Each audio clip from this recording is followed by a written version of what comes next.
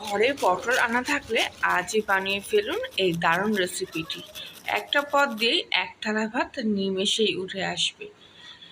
পটলের এই রেসিপিটি বানানোর জন্য আমি এখানে কিছুটা পটল নিয়ে নিয়েছি। পটলগুলো প্রথমে উপর থেকে পাতলা করে এইভাবে খোসাটা তুলে নিচ্ছি। এখানে আমি ছোট ছোট পটল নিয়েছি, এগুলো দেশি পটল, এর দানাও কিন্তু খুব একটা শক্ত হয় না।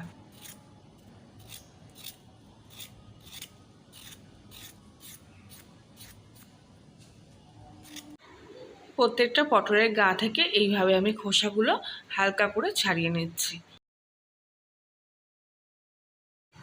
পটলগুলি দুমুখ অল্প করে কেটে বাদ দিয়ে দেব। সবকটা পটল এইভাবে মুখগুলো ছাড়িয়ে নিয়ে পরিষ্কার করে 2 থেকে 3 বার ধুয়ে ফ্রেশ করে নিয়েছি। এবার পটলগুলো সরিয়ে রেখে একটা প্লেট নিয়েছি খালি, আর নিয়েছি একটা হ্যান্ড ব্লেন্ডার। এবার পটলগুলো আমি হ্যান্ড ব্লেন্ডারের সাহায্যে এইভাবে কুড়ে নেব। পটলটা কুড়ে নেওয়ার পর দেখুন 2-1টা দানাগুলো বেরিয়ে গেছে। এই দানাগুলো আমি এর থেকে বেছে নিয়ে রেখে দেবো। এগুলো পরে অন্য রান্নায় কিন্তু কাজে লাগে, আবার দানা কিন্তু ভাজা খেতেও খুব ভালো লাগে পটলের দানা। এখানে আমি সবকটা পটল কিন্তু আস্তে আস্তে কুড়ে নিচ্ছি।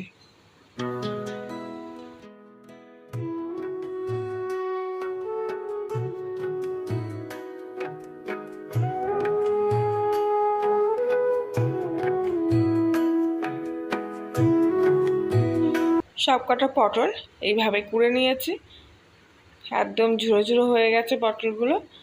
এবার এর থেকে কিন্তু অনেকটা প্রায় জল বেরোয়, যেহেতু একে কচি পটল তার মধ্যে কিন্তু প্রচুর পরিমাণ জল আছে, তাই এই এক্সট্রা জলটা আমি এইভাবে নিংড়ে নিয়ে একটা পাত্রে রেখে দিচ্ছি।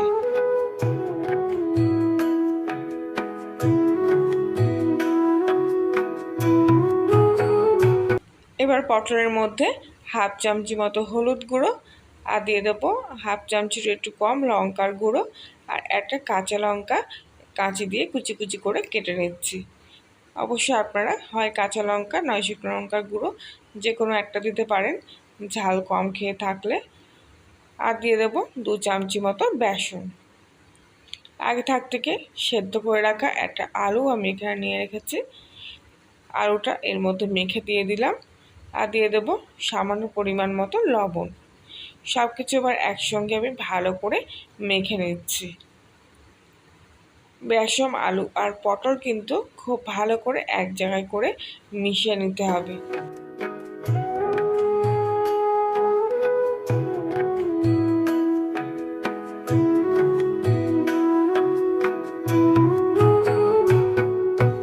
মাখাটা আমার কমপ্লিট হয়ে গেছে। এবার এটা এক জায়গায় করে এইভাবে রেখে দিচ্ছি। কড়াইতে সামান্য পরিমাণ তেল গরম করে নিয়ে পটলের মাখা অংশ থেকে অল্প অল্প করে নিয়ে এরকম বল বল আকার করে তারপর একটু চ্যাপটা করে নিয়ে হাতের সাহায্যে তেলের মধ্যে দিয়ে দিচ্ছি।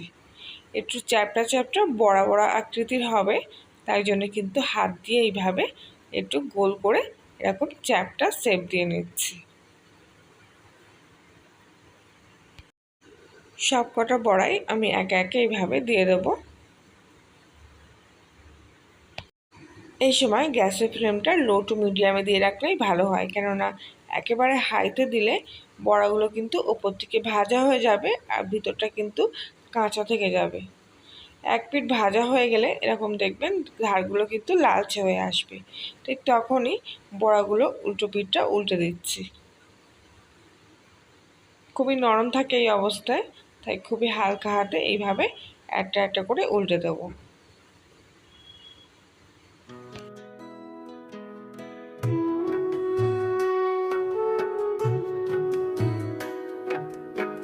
এই সাইডের বড়াটা এখনো কিন্তু কাঁচা আছে, সেই জন্য এটা পরে উল্টে ভেজে নেব।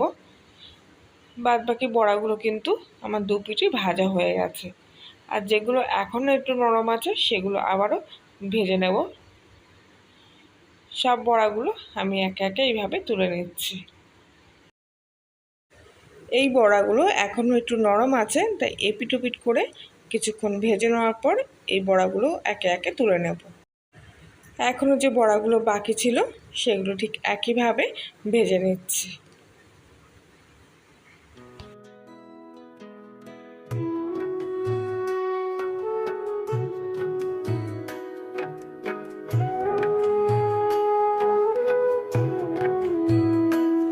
একে একে সব বড়াগুলো কিন্তু ভাজা হয়ে গেছে। এবার কড়াইতে আর একটু সামান্য তেল দিয়ে একটা গোটা শুকনো লঙ্কা মাঝ বরাবর চিড়ে ফোড়ন দিয়ে দিলাম, আর দিলাম কিছুটা পরিমাণ সাদা জিরে। ফোড়ন থেকে একটা মিষ্টি গন্ধ ছেড়ে দিলে এর মধ্যে একটা মাঝারি সাইজের পেঁয়াজ কুচি দিয়ে দিলাম। পেঁয়াজটা কিছুক্ষণ লালচে হওয়া পর্যন্ত ভাজবো। কিছুক্ষণ পর পেঁয়াজের কালারটা একটু হালকা লালচে হয়ে এসছে। এবার এর মধ্যে আমি ছোট চামচির 1 চামচি রসুন বাটা দিয়ে দেবো। রসুনটা পেঁয়াজের সাথে একটু লালচে করে ভেজে নেব, যাতে রসুনের কাঁচা গন্ধটা আর না বেরোয়। রসুনটা একটু ভাজা ভাজা হয়ে গেছে। এবার এর মধ্যে 1/2 চামচি মতো আদা বাটা দিয়ে দিলাম। আদা দিয়ে বেশিক্ষণ কষবো না, তাহলে কিন্তু মশলাটা অনেক সময় তেতো হয়ে যাবে। আদা দিয়ে 1 মিনিট মতো প্রায় এইভাবে কড়ার মধ্যে নাড়িয়ে চাড়িয়ে নিলাম। এরপর এর মধ্যে 1/2 চামচি হলুদ গুঁড়ো, 1/2 চামচিরও কম একটুখানি লঙ্কার গুঁড়ো, আর দিয়ে দিচ্ছি 1/2 চামচি জিরের গুঁড়ো, 1/2 চামচি ধনিয়া গুঁড়ো, আর দিচ্ছি 2 থেকে 4 দানা মতো চিনি, আর দিয়ে দেবো পরিমাণ মতো লবণ। আপনারা চিনিটা নাও দিতে পারেন, তবে রান্নার স্বাদটা বজায় রাখার জন্য আমি এখানে চিনি দিলাম। সামান্য একটু জল দিয়ে মশলাটা ভালো করে কষে নেব। মশলা কষার সময় গ্যাসটা কিন্তু মিডিয়াম ফ্লেমে দিয়ে রাখলেই কিন্তু ভালো হয়। মশলাটা ভালো করে কষতে কষতে যখন মশলা গায়ের থেকে তেল ছেড়ে দেবে, তখনই জানতে হবে মশলাটা ভালো করে কষা হয়ে গেছে। কিছুক্ষণ পর মশলার গায়ের থেকে কিন্তু তেল ছেড়ে দিতে আরম্ভ করেছে। এবার এর মধ্যে আমি পরিমাণ মতো জল দিয়ে দেব। একটু গা মাখা মাখা করবো, তার জন্য কিন্তু অল্প পরিমাণ জল দিলাম। তবে আপনারা যেরকম ঝোল খাবেন ঠিক সেই পরিমাণ অনুযায়ী জলটা দেবেন। ঝোলটা ফুটে গেলে এর মধ্যে আমি আগে থেকে ভেজে রাখা বড়াগুলো এক এক করে দিয়ে দিচ্ছি।